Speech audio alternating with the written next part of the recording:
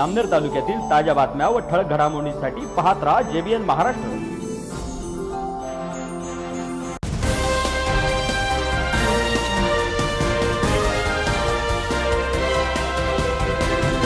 नमस्कार, मी ललिता गोपाळ। पाहूया काही ठळक वृत्त।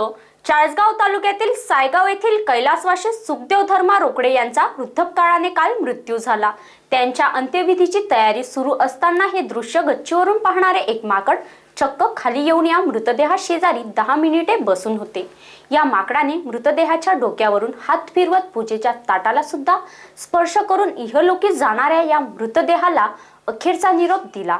ही घटना पाहून अंत्यविधीसाठी उपस्थित असणाऱ्या सर्वांचेच डोळे पाणावले होते। मुक्या प्राण्यांना सुद्धा भावना असतात, त्यांना सुद्धा संवेदना असतात, हे या घडलेल्या घटनेमुळे प्रत्यक्षात दिसून आले आहे।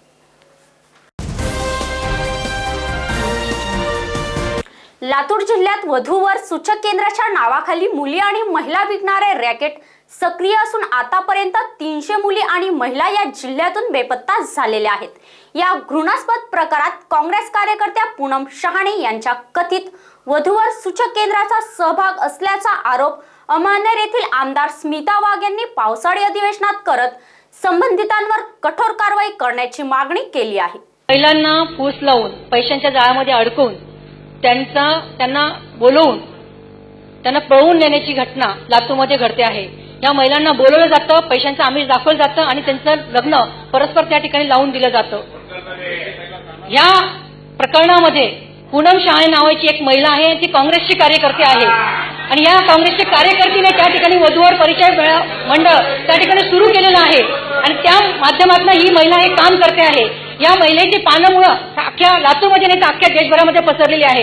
या महिलेकडे जी डायरी सापडली आहे तिच्यामध्ये पूर्ण देशातल्या लोकांचे फोन नंबर तिच्याकडे आहे आणि या महिलेच्या माध्यमातून